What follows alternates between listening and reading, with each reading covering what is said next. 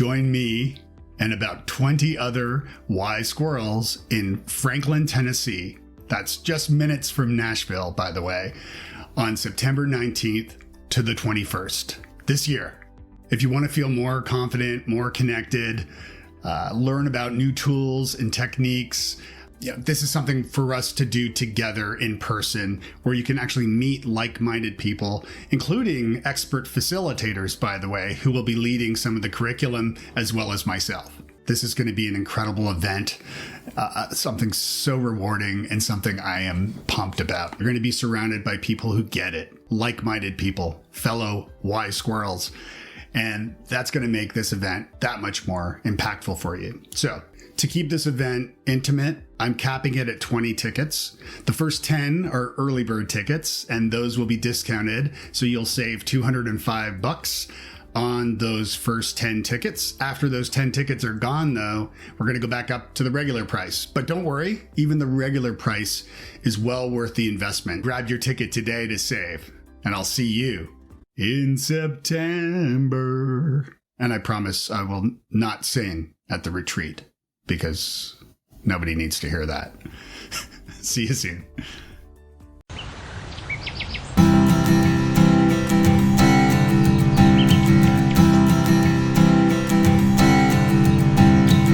Welcome to Wise Squirrels, the podcast for late diagnosed adults with ADHD. I'm your host, Dave Delaney. Well, if you missed the news, I'm very excited to share that the ADHD Wise Squirrels retreat is happening September 19th through to the 21st. It's going to be just outside of Nashville, Tennessee, very close to the airport. So pack your bags and get ready. This is going to be great. I only have 20 tickets available, and after that, we'll be sold out. And you can save a couple $100 right now by visiting wisesquirrels.com. I hope to see you in September.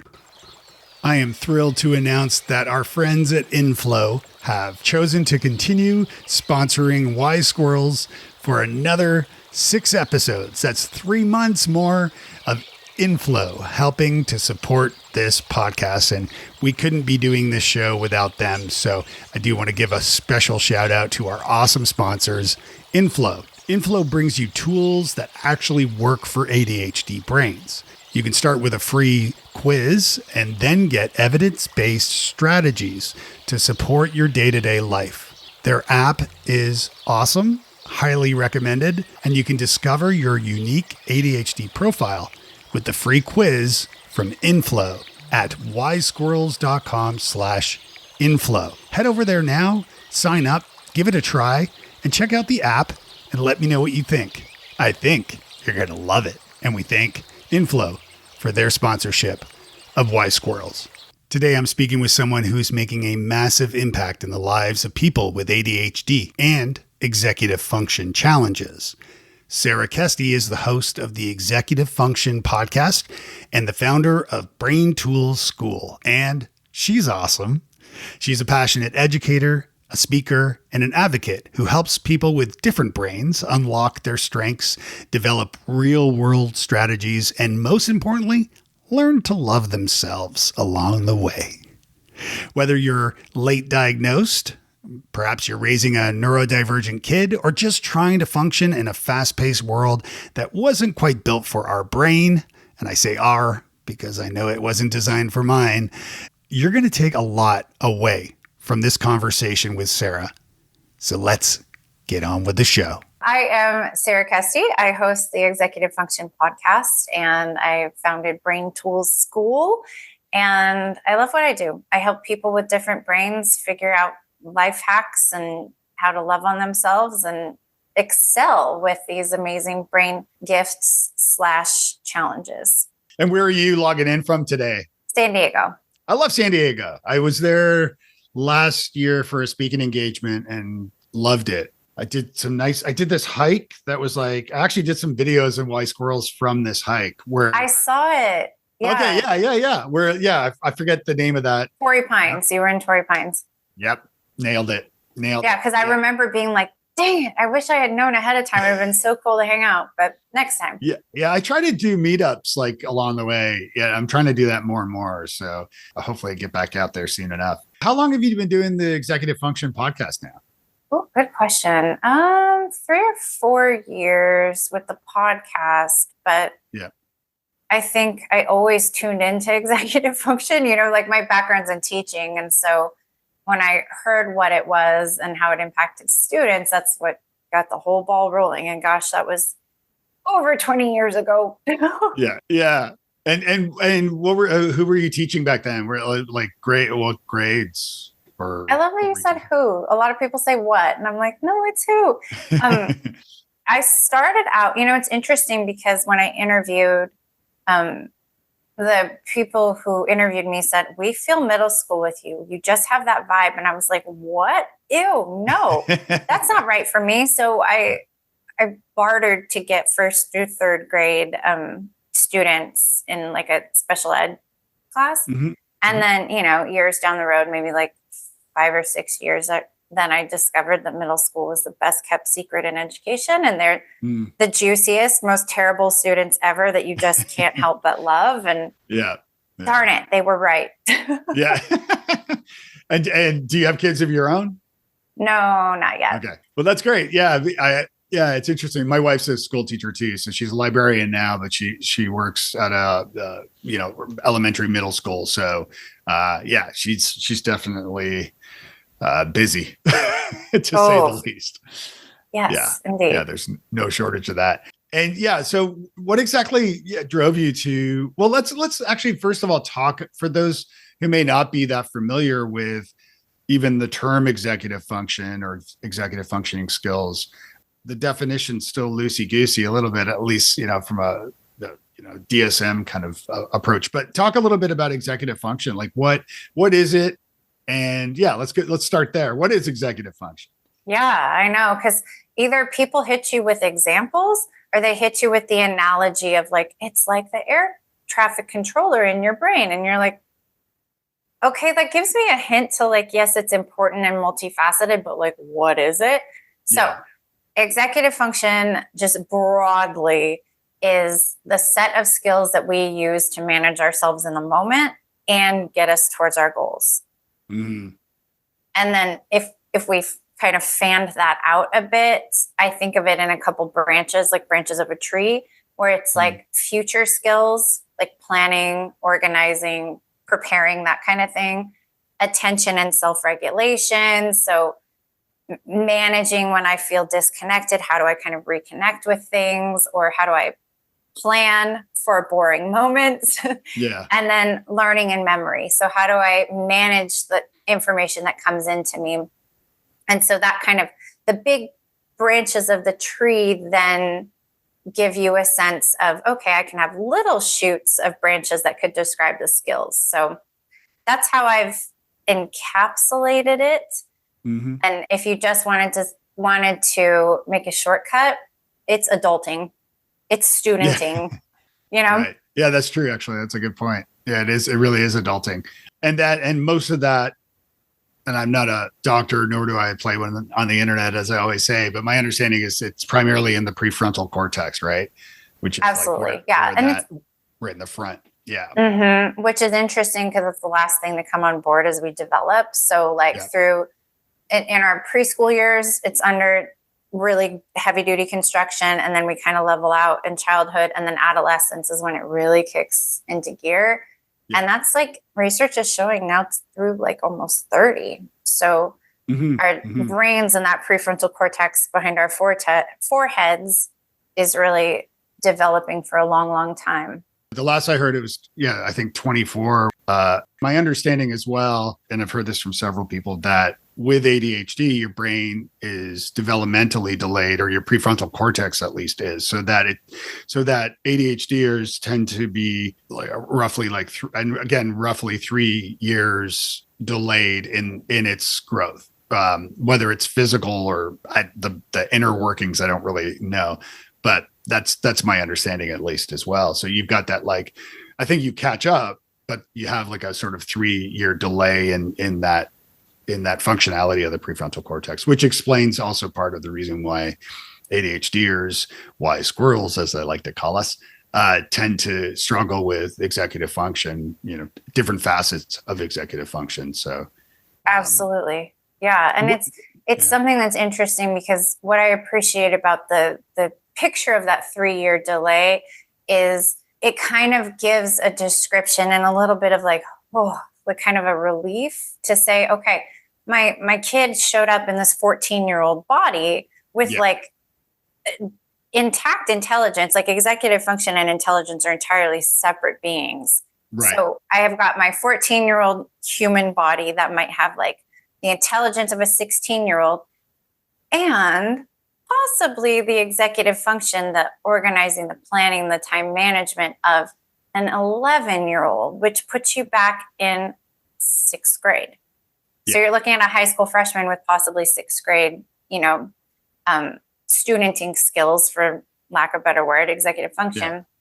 That's going to be really difficult from the outside to kind of manage that cognitive dissonance of I see this, but I'm observing that, which is really interesting. But then also, even with that 3-year delay sort of framework that we can think about as we develop, ADHD is known to impair executive function forever. And so that's why I work on helping people develop strategies and augmenting and all that kind of stuff, and just rolling with the brain we got. Yeah. Developing like strategies, coping mechanisms, and all that good stuff. So as far as helping adults go who struggle with different facets of executive function, what are some of those strategies that you recommend? I know it's kind of a broad question, but picturing somebody middle-aged who's working as some career job that they're maybe thinking about changing or whatever, but they're kind of feeling stuck or frustrated. What are some strategies that you can tap into your executive functioning skills to improve things? I think, Dave, you and I align on the baseline strategy that I'm going to recommend, which is find a way, and this could be through coaching or talking to people or looking at role models, find a way to make some peace with yourself very, very first as baseline. So I like to think of it as like taking the view from the balcony. So can I zoom out just one baby level and see my brain as not me? So I have a little bit of distance to not be so defensive or not feel so much shame. So does that make sense? It does, especially for those late diagnosed, because you're going through this whole, there's a lot of reflection, self-reflection that takes place, after diagnosis. And you start reflecting on your life and things. And, unfortunately, most ADHDers, I think, and I don't know statistically speaking, but, trauma goes kind of hand in hand with ADHD, and so whatever that is, especially even on the base level, which is serious enough, and I can't remember the number, but it's something insane. Like before you're 10, you have like 20,000 negative things that are said to you, something like that. That I was just mentally pulling up that statistic. So you're right. Yes. Yeah. Is that it? Yeah. Yeah. And you're forming who you are and your self-identity. And like, you're they say you lock in your personality at 14, but I don't know. That doesn't resonate with me. I feel like it's not true. But either way, you're determining how capable you are and kind of based on feedback. And can you imagine 20,000 more by age 10? It's wild. So there's a lot to untangle there. And I think that becomes kind of the fertile ground for strategies is, can I get to a space where maybe not all of the executive function areas feel playful, but are there a few that feel like I could experiment? Like I could go into life laboratory and just see how it goes, not judge myself, be curious. And that's a good space to start. There's talk about like different careers that are better for ADHDers versus neurotypical people. Yeah. Are there thoughts there on paths? Because obviously, everybody's different regardless of their neurotype. And, as you said yourself, like intelligence doesn't come into the question when it pertains to ADHD. So you can be brilliant and struggle with executive function, but still have a wonderful, good, successful life. So I don't know if there's a question in there or whether I'm just rambling here, but what are your thoughts? No, you're, and it's funny because some of my best doctors I've had have had ADHD, and because they're coping with, massive amounts of information and being able to communicate and stuff, they've had to develop great strategies. And so if you are in that space where you're kind of exploring careers and saying okay, is this right for me? If it's interesting enough, your brain's going to produce enough dopamine and keep that focus juice going. So does it change? Does it capture you? Does it make you have that leaned in feeling? Mm-hmm. That's one good sign that you're in the right space. Yeah. And I'm a big fan of, and I've talked about it on the show before about different strengths assessments and, personality assessments and things, even though they're unscientific, they still can help you sort of shed a light or focus on some of the strengths that you have that you probably know deep down you have them, but you just maybe forget that you have them, or you're just not able to apply those strengths a lot. And so I find, I've talked about it on the show before, Ikigai is a good, exercise to do to kind of develop your own career path and, what you should be doing in life. So tell me, a little bit about that. Cause I know you've got your own program, Life After High School, a roadmap, right? Mm-hmm. But I think a lot of this can apply to adults too. So what I ripped from your website is unleash and understand your brain, develop effective time and attention management, expand independence for adulthood, create academic strategies that work, and develop self-regulation and social communication hacks, and then organize your life, which are all things that, yes, I could use work on. So right. I don't know. I know. And you know what? The jump into a bit. Yeah. Go ahead. Sorry. The good thing is the tools are universal. And, I've got some adult stuff in the works because you're absolutely right. What if this is just things we can learn? Executive functions required and never taught. Universally, I would say there are a couple kind of big wins in terms of what we can do to be brain friendly and kind of set the stage for our executive function. One of them is to honor that, and I didn't make up this quote. And if you Google it, it's attributed to so many people, so I don't know how to properly give credit. But our brains are factories, not warehouses. And what that means is we can think, we can problem solve, we can do that kind of heavy lifting. But boy, are we bad at warehousing things. We don't store well. It takes a lot of cognitive effort to mindfully practice putting something into our memories and then practice recalling it, which is both, you have to do it both directions to get it to be stored well. Mm-hmm. We don't do that well as humans. So one of the kind of executive function rules or guidelines, I should say, that I have is, if it matters, write it down. If you need to remember it, capture it somewhere. Keep capture in the front of your brain. And that doesn't mean that you have to have a beautiful list. That could be several places. And then you have maybe a set time where you collect all of your inboxes. So Friday afternoon, Sunday evening, it could be okay, I'm going to check my Google Voice notes to myself. I'm going to go through my screenshots. I'm going to check my texts and my emails. And there's so many places that we're getting our to-do items or we're capturing. But the idea is to kind of develop a system that works for you to honor that our brains are not great at remembering. And there are things that people are going to say or information you're going to get that they're going to expect action on.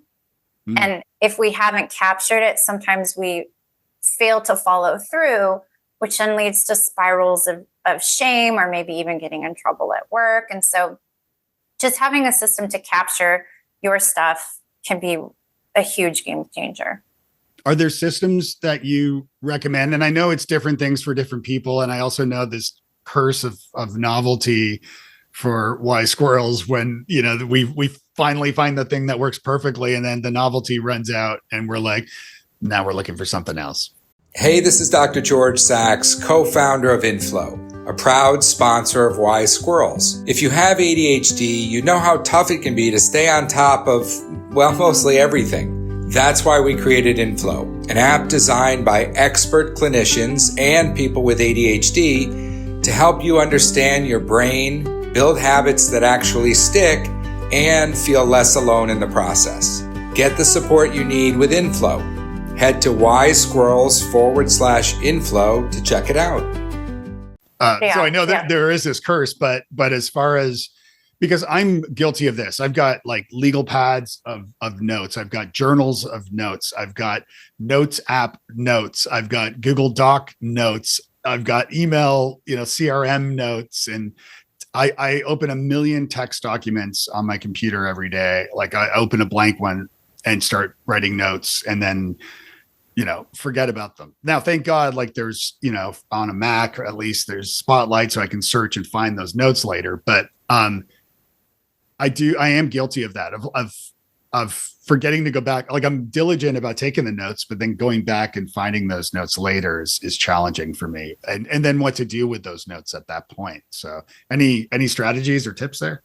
That's funny. It was like a perfect segue because I teach kind of the work management, the project management system in like 3 steps. So capture is like honor our brains are factories, not warehouses. We need to capture, which it sounds like you do really well. Yeah. And then the second part is schedule. And the third part is remind. So CSR. So the next part would be like, okay, when feels like a brain friendly time, maybe I can body double with somebody. Maybe I can like treat myself to coffee, like something that feels good that I can do weekly or a couple times a week where I do like the roundup of all of my captures, all of my things, and then either take that time to schedule when I'm going to follow up with the captures, or at least take that time to note what's where and determine kind of what I want to do with it. And it doesn't, I teach organization, and yet my systems are fairly loose because I have a really strong visual memory. So I can kind of just envision where things are. So I don't need big systems like other people do, and that's totally fine. So when you're thinking about what do I do with my notes, it could literally be just throw them on a digital file, like you're mentioning, or put them in a milk crate, and that's where they go for now. Just having a system that you know about and works for you is kind of part of that next step. Yeah, that makes sense. That makes complete sense. And then for the reminding part, how does that work? That's where we pop into thinking about like loving on future you. So like what will future you need in order to be able to follow up with some of those things? And I think what I learned that really helped kind of change the game was thinking about, I have my task list. I'm looking for it because I can show you. It's like a full page. Here you go. I guess this isn't video when it shows, right? It's just audio. Right. Yeah. I can. Oh, well, no, it is video too. So yeah, there is video. I can describe it. So I've got my April, like work, home, and then my wish list at the bottom. That's brilliant. And so I love that. That helps me kind of recognize there are things that are have-tos. There are things in like work and home. And then there are things that I want to do that are my wish list that if I have time, I'll get to. And then in my planner, I still use paper planner because I like being able to move stuff around. I'll have my daily actual schedule of what my to-do list is. And so I kind of piece apart, okay, here are the things that absolutely have to happen. Here's my parking spot for all of the tasks. And once I get into that space where I've identified what I actually have to do, then I set the reminders. So that last part is the remind of thinking of future me, which also could parlay into like, what does future me need? Like I knew I had this today, so I had to charge my microphone and make sure that I was ready to go. Yeah. Yeah, that's great. I think, and as far as the reminders go, you said you're using paper for that, or are you using digital tools for that? I duplicate because it helps my brain. So I'll set digital reminders and physically write it down. There's something about seeing the whole day in one place that really helps, which is usually better done in writing, but I'll set digital reminders, or if it's like something that needs to happen, but I'm not likely to forget, it can go in the calendar. If it's something that is absolutely time sensitive, that's probably going to get an alarm with like a sound. Yeah. I use, like, I swear by, well, I'm funny actually, because I swear by my iPhone's reminder app, the reminder app, and I have different different lists for different things, right? So I've got like house, things to do at the house. I've got, or family things or what have you. But then I've got Wise Squirrel stuff. I've got Future Forth, my business, my core business stuff. And so I have these different lists for things, and I do set reminders on them. And if they're like a monthly reminder for whatever, but I don't always, I'll get the notification of the reminder, but then I'll like, squirrel, do something else, and I'll forget about that. And then I'll forget to look back at the reminders that came up on my phone. I'm also I'm a nerd. I love digital, but at the same time, I'm a big proponent of analog, as you're saying. I think pen and paper, Post-it notes, if you could see my desk right now, like there's a million. I think there's a lot to be said for that. And also just in the stuff that I like speak about and teach about communication strategies and networking skills and things like that, like just jotting down some notes, it helps you actually by tangibly writing something down. It actually tells your brain that like, oh, this thing must be important. I better remember it. And also, when I do like corporate training and workshops, I talk about an acronym for listen, and the T in that acronym stands for testing your understanding.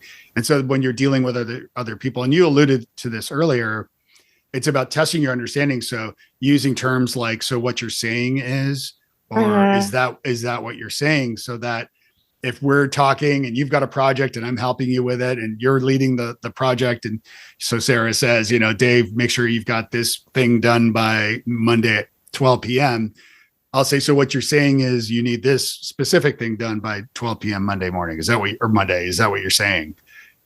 So that way, and in doing that, the person that you're conversing with feels like, okay, Dave's got this, right? Like Dave understands the what has to be done.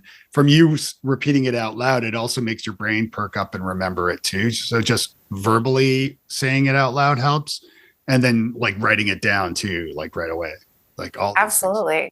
I mean, you're kind of,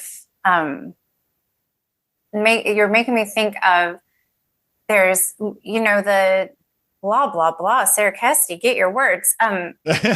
Conductors of trains. There you go. Use a similar strategy where they point, they say it, they hear it from somebody else. I mean, they do multiple modalities to get that information to be really salient and important to their brains. Yeah. Same idea with what you're describing. Being pretty diligent with writing down what needs to be done, like the capture part, as we talked about. But I think I start to drop the ball between the scheduling and the reminding, even though I do have systems in place for it, but so I don't know. And part of it's just probably the curse of ADHD. I don't know. It's a dopamine thing because capturing all the things seems sparkly and fun. It's the same thing of like buying planners. Like, all right, this is it. New year, new me, like that kind of feel. Yeah. And then we have to switch into more of like the here and now chemicals of like serotonin and like the boring. We're not as reactive to it. And so when we're switching into like, okay, actualizing our plans, that's where dopamine pieces out. And it's like, oh, this is not my department. No, thanks. And it feels sloggier. So we're at risk of being distracted by something more exciting because we just had our dopamine leave us. So we're ready for more. Right. And we're on this. Yeah. Then we're on the hunt. You got me thinking about, and this might resonate with listener too, that, so I bought years ago or not that long ago, I guess, well, a couple of years, I bought a planner for like ADHD heads, like that was, and it had like, it just looked great. And so I bought it and I never even wrote my name in it. And I kept carrying it around everywhere to work on it. And I just could never, I started watching because there's like QR codes in the book that you can watch videos walking you through the steps to do this portion, this section. So there's all these different things. And And I just could not for the life of me write my name in it. And it wasn't the first time I've had that, where I've had like another really nice leather bound, beautiful, like journal kind of thing. And I just never even, and I carried it around. I brought it at lunch. I sat down with it with a pen. I opened it multiple times and just could never get started. And I brought it to my therapist and I showed it to her and she's flipping through it and she's like, oh yeah, this is great. Yeah. I like this. You know, I hadn't prefaced any of this stuff. I just showed it to her and she's like, yeah, this is great. I could see where this could be really helpful. It's well designed. And I said, so why the hell can't I write my name in it? Like, why can't I start? And she's like, because that's not how your brain works, Dave. And I'm like, what do you mean? And she's like, it's because of the overwhelm you're feeling with all the different steps that you have to learn in the book to do it properly. That because of the overwhelm I feel from all these different steps to do the thing, I'm just better off. I just feel like I just abandon it and don't do it at all. What are some tips about like overcoming that overwhelm? I'm sure you come across that with your clients. That is kind of the paradox of capturing, because when you capture everything, then you can see it all. And then you're like, oh my gosh, this is more than 10 people could do in a week. And I want to do this today. Yeah. You know? Yeah. And so a lot of it is kind of like knowing what helps you stay regulated. So like, do you need to stand and move? Do you need to kind of like honor that you are a mammal? Have, like, make sure that you're hydrated, all that kind of stuff. I know that seems so trite and silly, but there's so much research that those are baselines for executive function. So throwing it out there. Yeah. And then, you know, if you are in a space where you literally feel the, I can't look at this kind of, I'm going to go do something else, and you're recognizing it, that might be a good time to partner up with somebody. It could be a phone call, FaceTime. It could be in person. It could be just stealing the focused energy of somebody else on their laptop out in public, kind of body doubling without the person knowing that you're body doubling with them. Yeah. I do love working from coffee shops. Right? Like just get in the zone. Something about like when other people are in the zone, you can get there. But, you know, and then have an idea of how you want to prioritize, because everything on your capture list will not happen today.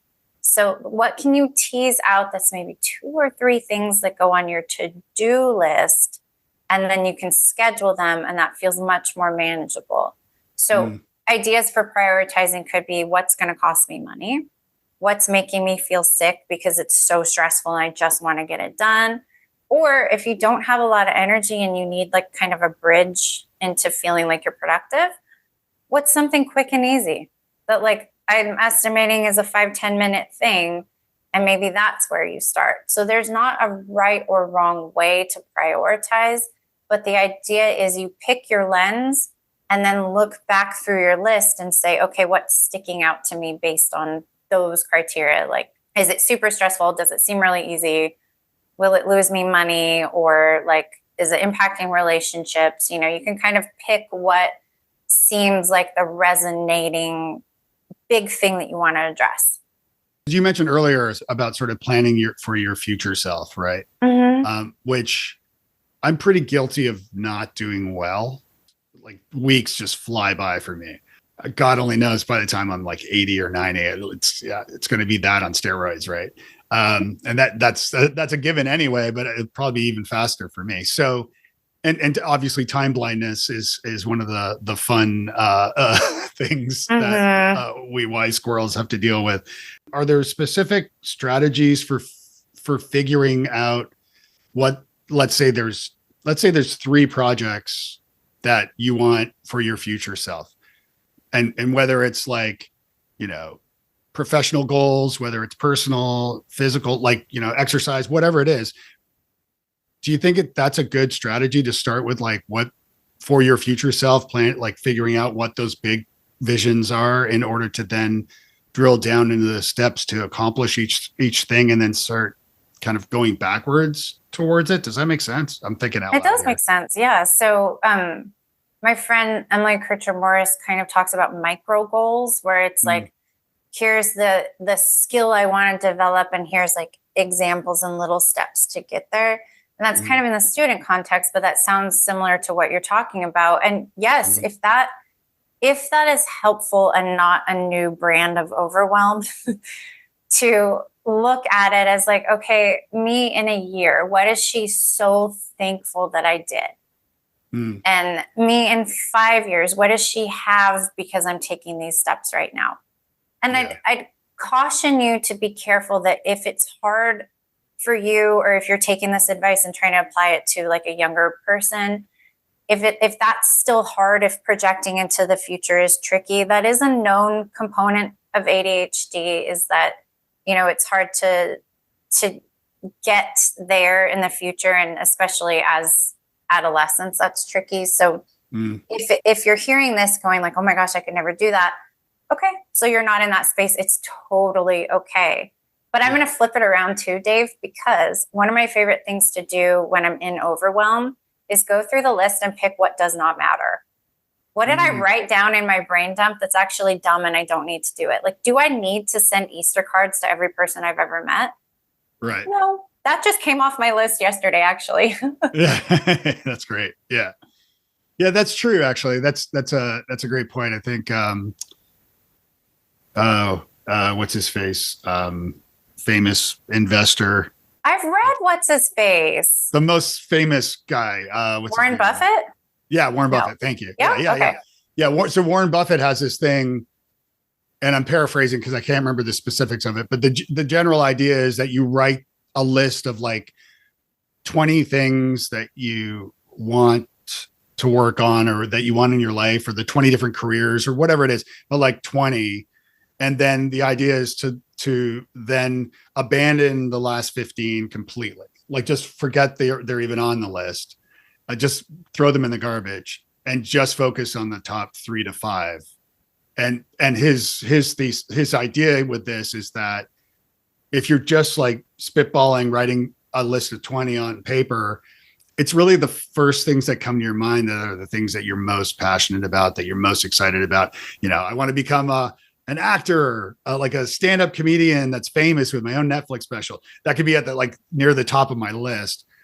And then you get further down and you're like, I want to be whatever. Like it's just abandoning those and focusing on those like top ones, because those are the things you're most passionate about. And, people do these things, right? So, I don't know. That's what are your thoughts on that? Yeah.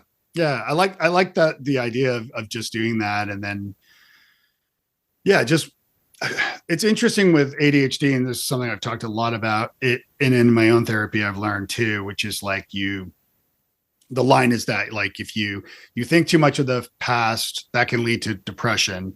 And if you think too much of the future, that can lead to anxiety. And so the idea, and in mindfulness and meditation as well, which is something I have a daily practice of and I take really seriously, is being present and being in the now. But that's not to say that you shouldn't be planning for the future and you shouldn't be doing some reflection. It's just, especially when you're a late diagnosed adult, when you're recently diagnosed, that's a dangerous place to go, is into the past. Like, my life could have been this, I could have been that. And then what next? Like what does a future hold? And then again, with ADHD, the most common comorbidities that come along with ADHD are anxiety and depression, among an array of other fun stuff. But those are like the two main things. And so, when you're dealing with clients who might have anxiety or depression, are there ways to maybe take the stress or lower the stress in how they're planning their future? Like, any ideas about that? Oh, good question. So sometimes I take people through an exercise, and I can send this to you because I made a graphic for it. Oh, yeah. Called like Mine Your Dream. And what it means is like, if you, and this would actually be lovely for late diagnoses, because I'm sure there's some like regret and some like, oh man, if I had only known, and it makes so much sense. Is to think about, okay, when I have this dream, when I see like this thing I have, or this person I became, and then just, again, I'm a fan of the zooming out one level and being like, why? What is it that I want to feel because of this thing?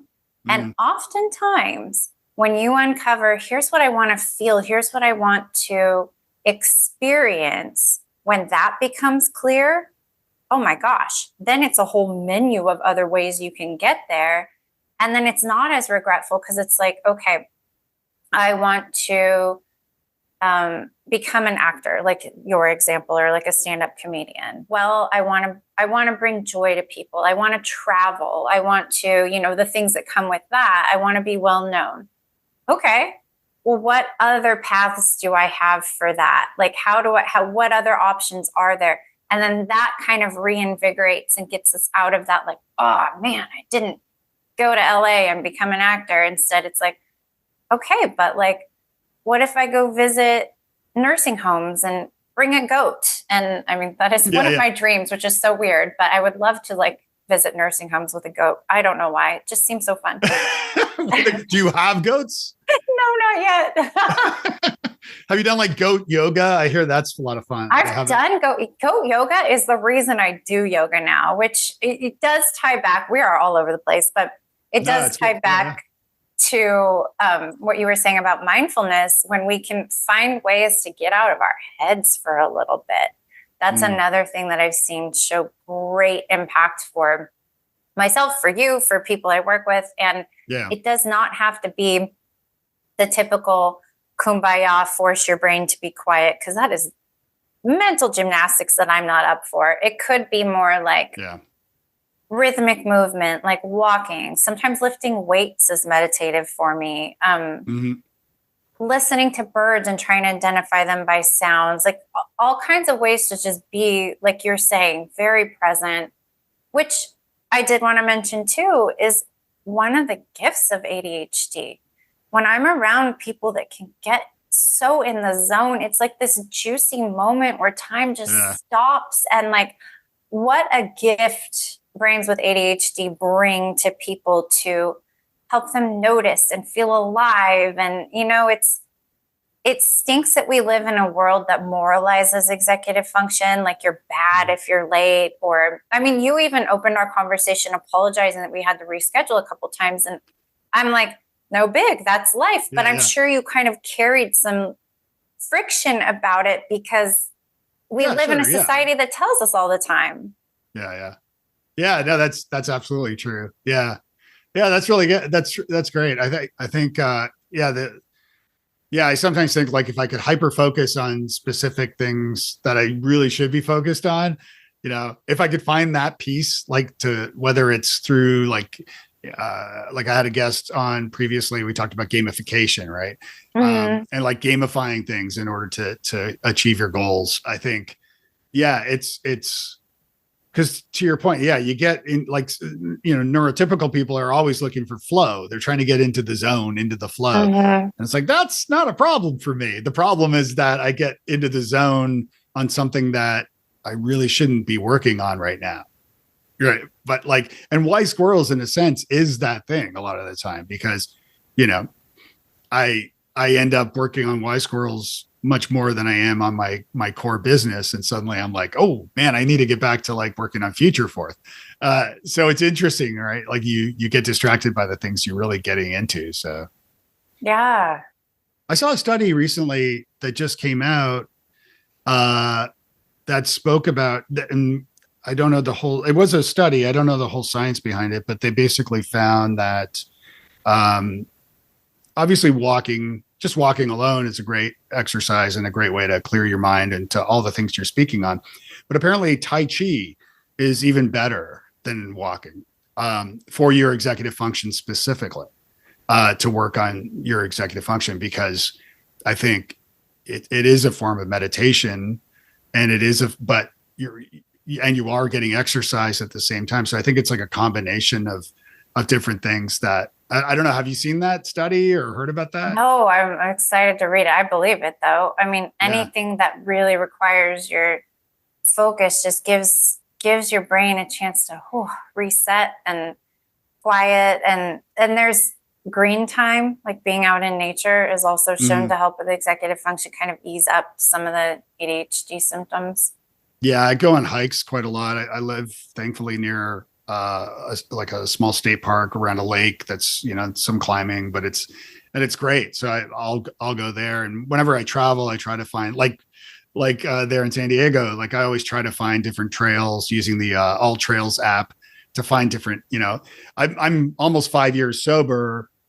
So, and it used to be when I travel and I lived in Ireland and stuff. So like when I would travel, uh, the first place I'd always go is like a local pub and go and have a couple pints and meet the bartender, the locals, and start to get a plan for like what to go check out, what restaurants or, shops or what have you.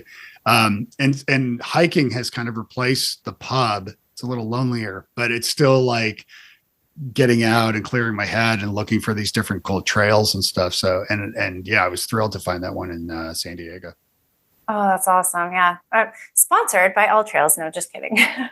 Yeah, right. Yeah, exactly. Well, I was also going to say, you mentioned listening to the different bird calls. Have you seen the Merlin app? Oh, what's your life list? I have 112, I think. Oh, I don't know, man. Oh, you're badass. You're like list? legit. I don't have like the list on it. I haven't done that. Oh, it is so Dave cool. Delaney. I know what you're doing this afternoon. Yeah, right. For those who don't know, like, yeah, it's from Cornell created this app, and it basically tracks the migration of birds for studies. But what the user is doing with it typically is you turn on the microphone, you turn it on, and it starts to listen, and you set it up. When you install it, you choose like the zone you're in or the area you're in, and it installs that sort of data pack or whatever. And then it scans, and it's so cool. Like I'll sit in the hot tub in the morning. We have like a hot tub in the screen and porch, and I'll put it on and you can see the sound wave pop. But as birds start twerping, because I live near a forest here, you see like it's a robin and it's a this one and that one, and then it starts to like, it's really neat. It's such a cool thing. Magic. Yeah. And what a cool, that's meditative. That's living in the moment. That's, Yeah. So that's funny because just earlier there was a Buick's ran right outside my window, and they're little teeny guys and they make the loudest sound. And I'm like, great, this guy's ruining my podcast, but maybe you can hear it. No, it's at it. No, you sound fine. Yeah, I'm glad there's no leaf blowers or people out there today. What about like as far as developing like self-regulation and maybe social communication hacks, ways to interact with people? Are any like I know that's one of your list of things. Tell me a little bit about that. Yeah. Let me think. So specifically, self-regulation. Let's just go there first. Yeah. That would be really knowing yourself. And I would say, if you can kind of picture like being escalated and dysregulated, kind of like a mountain. Like sometimes when I work with littles, I call it like upset mountain. Yeah. We get signals from our bodies that we're like going up upset mountain, and sometimes we ignore them.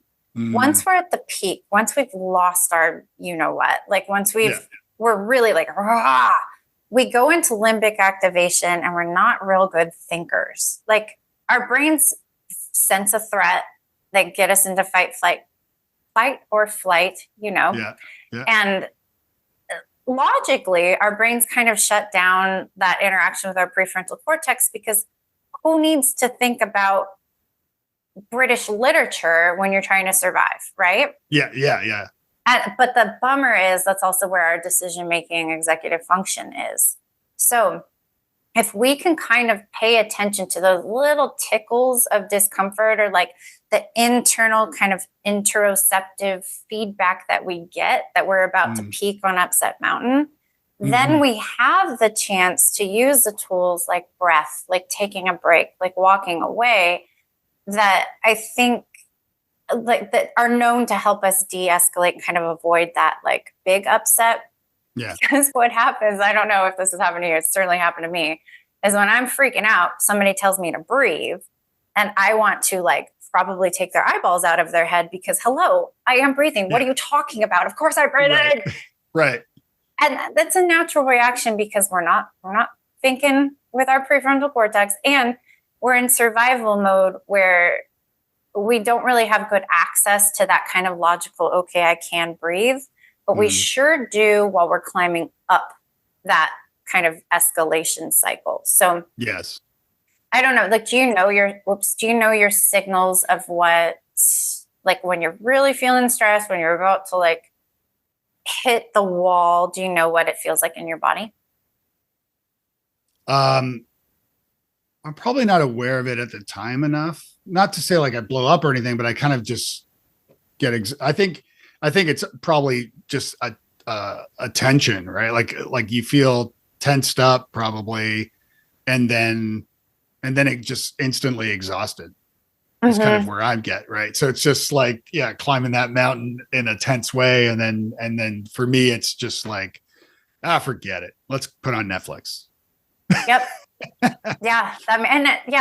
Upset mountain, like my upset, I'm not a real angry gal. Like minus a couple bad words in the car. Like I don't go out. I go in. Yeah. And so like my upset would probably look like getting really anxious or like avoiding things or crying. So it's not always anger, but yeah, you're right. It's really interesting to think about. I bet you have even more subtle, like, so examples of kind of scanning your body for how you feel in different parts of the day and like how you react to different stressors would be temperature, like perceived hot or cold, heart rate, tension in your stomach, actual stomach pain, headache, breathing rate. Some people thirst is another one too. So there, or body posture, like shoulders coming up, that kind of thing. Yeah. So just being self-aware enough that when it's almost like working in front of a mirror or something. So, you could see it in your body. Like, I mean, I've done that before just because my back is terrible. And so, sometimes I'll notice that like, I'm like down, it's like, all right, time to move the desk up and stand up, Dave. So yeah. Now that's a similar thing where it's like, okay, I have that little whoop that I'm not going to do so well. What can I do to either calm myself or just take myself out of it and then come back when I feel more regulated? Yeah. And that helps too, because you'll be in better self-control in that case as well, which is actually like a social communication hack too, right? Because, if somebody's like, if you have a boss that's reprimanding you or a spouse that's like yelling at you or whatever it may be, this can give you opportunity to also feel, yourself climbing the mountain and deciding, maybe I should not get to the top, in this situation, or I'll get fired or whatever. Totally. And you can kind of get in the practice of knowing how to like gracefully duck out of those things. Like, this is really important. I can feel myself getting escalated. I'm going to take a 5-minute break. I'll be right back. Yes. And actually, I can't remember. That's a great point. And that's something I just read about somewhere or heard about in a book. I can't remember, but the idea is, it's not responding in real time. So, or in that moment. So exactly as you said, like the one, I wish I could remember where I heard this, and you just reminded me of it. But the idea is to say, I think I'm going to think about it overnight, and I'll talk to you tomorrow about it. Let's talk about it tomorrow. Or totally. I'm sorry. I'm too busy today to not deal with it, but in my mind deal with it. But to you, it's like, I'm sorry, I'm too busy today. And I want to make sure that I give you like 100% of my thoughts and make sure that I'm being clear and get time to ruminate on it. So yeah, let's pick it back up tomorrow. And that gives you the opportunity to kind of sleep on it. And then, you may not even have to pick it back up. Totally. Sometimes they resolve, or, it's, here's another kind of parlay into social communication, but still that self-awareness of self-regulation. When you can tell that you're preoccupied and someone kind of interrupts your focus bubble and it's like, hey, I need you to answer this question. And you know that you're either going to answer because you're being socially compliant, like, but it's really not going in your head. Yeah. Or you're not going to be able to kind of contemplate about it, is to say like, hey, what you're saying really matters to me, and I want to make sure I give it the attention it deserves. And I can't right now. Can you pause for just a sec? I know people sometimes do that to me, and I'm like, oh my gosh, thank you. Yes, I don't want to have the compliant, like, yes, ma'am response when it's not really going in. So I'd much rather have somebody tell me, like, hang on a sec, I'm not there with you, or Yeah. Yeah, It takes two to tango. Yeah, it's helpful for the others to do that too, and also like, because there's so many perceived fires in a day, but the truth is that like most of them are not, and the question then is, and something I often ask if somebody's giving me some sort of instruction is to ask like, when do you need that by? Because it could be something urgent for them. And maybe it is something they need by the end of the day or whatever it is. But, 9 times out of 10, it's probably, next, the first of the month would be good. Oh, okay. Yeah, no problem. I'll get back to that. And that way you can just kind of shelf it and, get to it last minute, because that's what we do. As we do. That's we do. Funny. Oh my God, time is flying by here. I'm having a lot of fun. This is great. First of all, you have a book, or is it? Tell me, are you working on the book, or is the book out?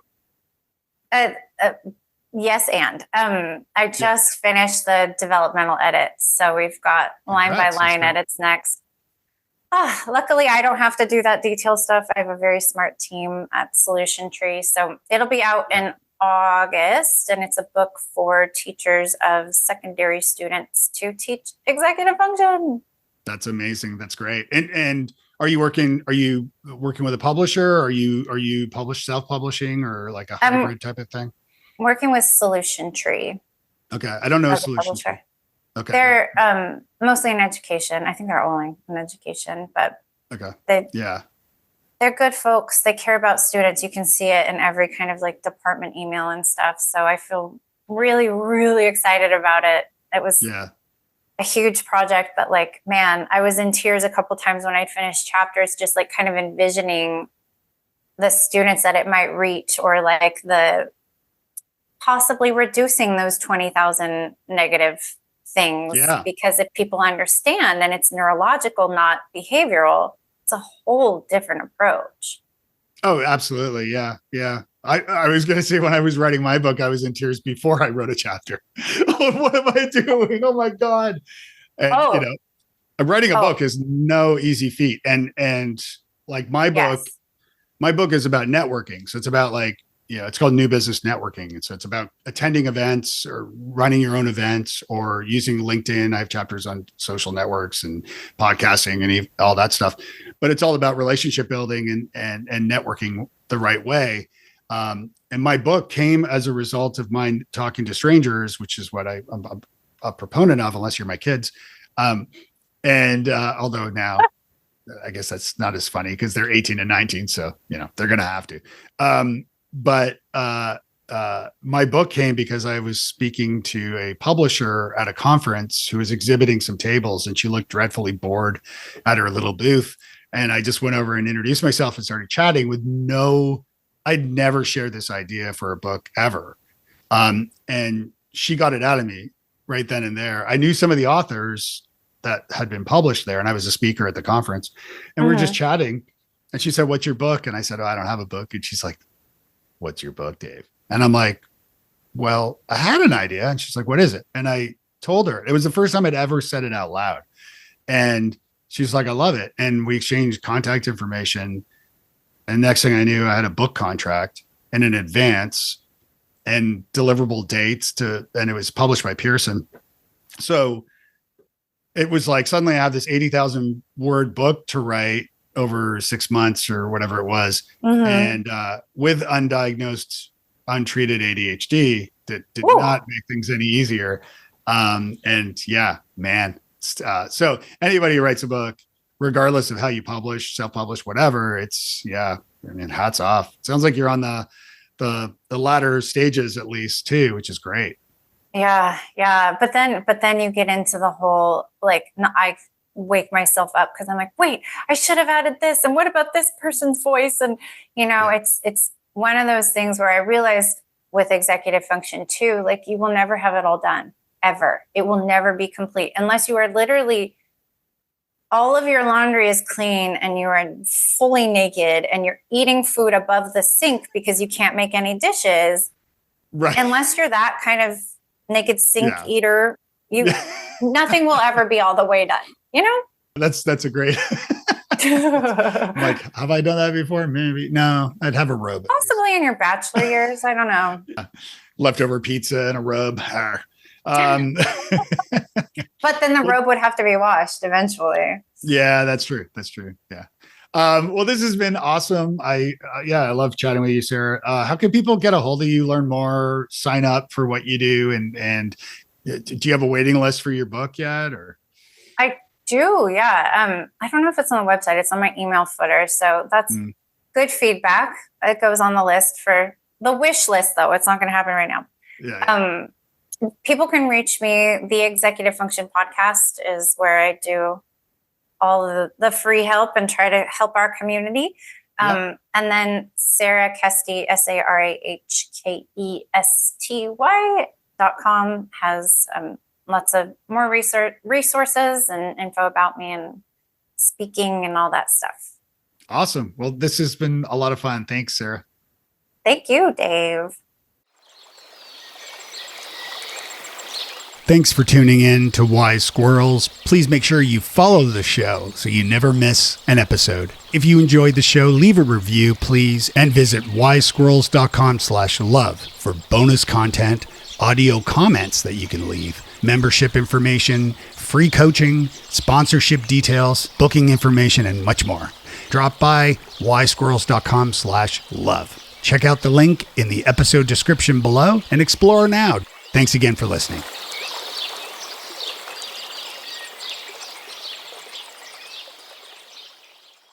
Hey, this is Dr. George Sachs, co-founder of Inflow, a proud sponsor of Wise Squirrels. If you have ADHD, you know how tough it can be to stay on top of, well, mostly everything. That's why we created Inflow, an app designed by expert clinicians and people with ADHD to help you understand your brain, build habits that actually stick, and feel less alone in the process. Get the support you need with Inflow. Head to wisesquirrels.com/inflow to check it out.